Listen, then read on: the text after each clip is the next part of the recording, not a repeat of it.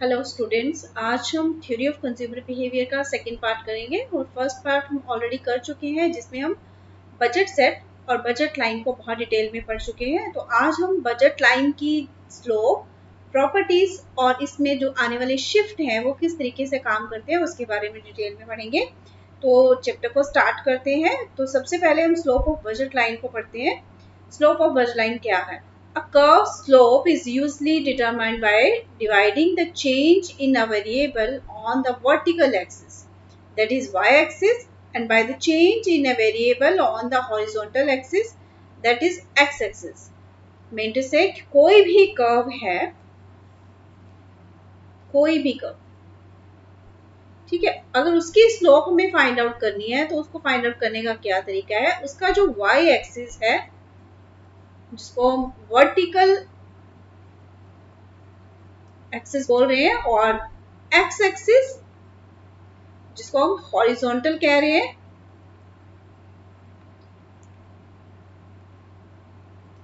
Horizontal है। तो इन दोनों में जो चेंज आता है उसको जब डिवाइड करते हैं तो हमारे पास आ जाता है किसी भी कर्व का स्लोप। अब हम जो बजट लाइन है उसका स्लोप फाइंड आउट करने के लिए लास्ट जो बजट लाइन में हमने डायग्राम को यूज किया था, फिगर को यूज किया था, हम उसी एग्जाम्पल को नेक्स्ट आगे यूज करते हुए चलेंगे। तो यहाँ पे क्या है कि वाई एक्सिस है, जो हमारी वर्टिकल लाइन है वहां पे गुड वाई है और एक्स एक्सिस है उसके ऊपर गुड एक्स है। तो गुड वाई में जितना चेंज आ रहा है, क्यों आ रहा है कि गुड एक्स की एक्स्ट्रा यूनिट को गेन करने के लिए जितना हम गुड वाई को सेक्रीफाइस करते हैं, जितना हम उसके यूनिट्स को छोड़ते हैं खरीदने के लिए, परचेज करने के लिए, तो वो जो दोनों का चेंज का डिफरेंस डिवीजन है उसको हम क्या बोलेंगे? Slope of budget line.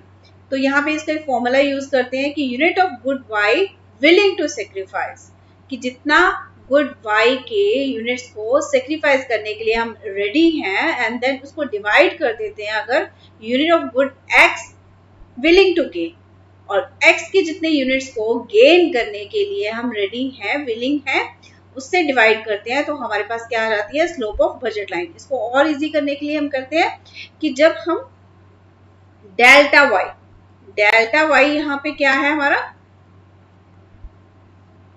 Change in Y good, कि गुड वाई में जितना चेंज आ रहा है, जब इसको हम डिवाइड करते हैं डेल्टा एक्स से चेंज इन एक्स गुड में जितना चेंज आ रहा है, इन दोनों को जब हम डिवाइड करते हैं तो हमारे पास क्या निकल के आती है? स्लोप आती है। अब इस डायग्राम से देखो जो ऑलरेडी हम कर चुके हैं, देखो जैसे एक यूनिट यहाँ पे देखो कि फर्स्ट यूनिट है जो एक्स एक्सिस पे गुड एक्स का, और इधर से 8 यूनिट है गुड वाई के, ठीक है। इन दोनों का कॉम्बिनेशन इस पॉइंट के ऊपर बनता है आई पे। अब अगर हमें एक्स गुड का एक और यूनिट चाहिए, उसको गेन करना है, तो हमें जो वाई गुड है उसके कितने यूनिट्स मिलते हैं? 6 यूनिट्स। मींस हमें 2 यूनिट्स को सेक्रीफाइस करना पड़ता है, कि गुड वाई के 2 यूनिट्स को सेक्रीफाइस करते हैं तो हमारे पास गुड एक्स का 1 यूनिट गेन करते हैं।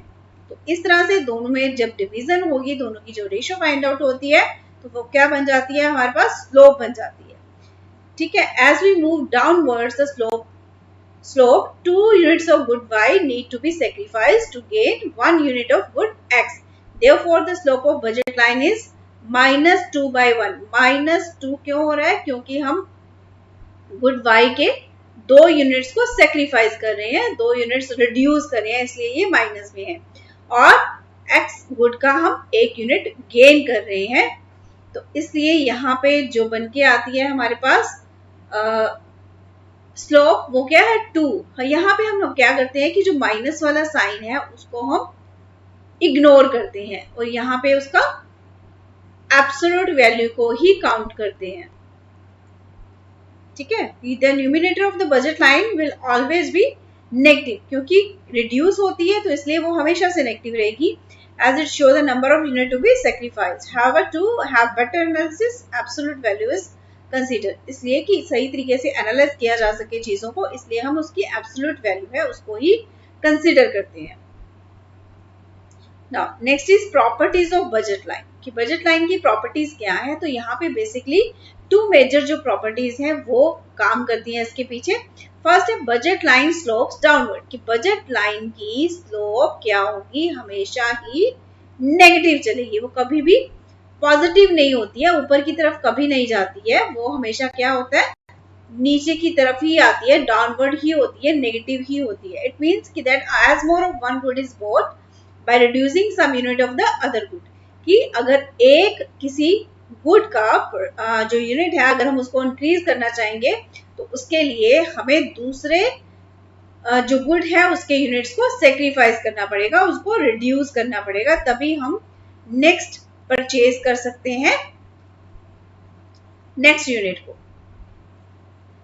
राइट. नेक्स्ट है budget line is a straight line. कि बजट लाइन है वो हमेशा स्ट्रेट लाइन में आएगी, एक सीधी लाइन में आएगी, कभी भी वो कर्व इस तरीके से नहीं होगी या कन्वेक्स या कनकेव किसी भी फॉर्म में नहीं होगी, वो हमेशा एक स्ट्रेट लाइन में आएगी.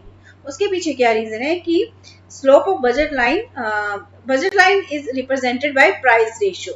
कि बजट लाइन को हमेशा प्राइस रेशियो से हम रिप्रेजेंट करते हैं which is constant through out. और ये जो प्राइस रेशियो है ये हमेशा कांस्टेंट रहती है. Therefore the budget line is a straight line, जिसकी वजह से बजट लाइन स्ट्रेट लाइन है. अभी देखो प्राइस रेशियो की बात कर रहे हैं हम, तो हम समझना जरूरी है कि प्राइस रेशियो होती क्या चीज है. The price of the good on x-axis divided by the price of the good on y-axis. हमारे पास x-axis पे क्या है, x good है, suppose its price is px, and y-axis पे क्या है, y good है. और इसका assume कर लेते हैं कि जो प्राइस है py है. जब हम इन दोनों को डिवाइड करते हैं तो हमारे पास क्या निकल के आती है, प्राइस रेशियो. और ये जो प्राइस रेशियो है ये हमेशा क्या होता है, कांस्टेंट होती है, जिसकी वजह से जो बजट लाइन है वो क्या है, हमेशा एक सीधी स्ट्रेट लाइन में ही हमारे पास आएगी.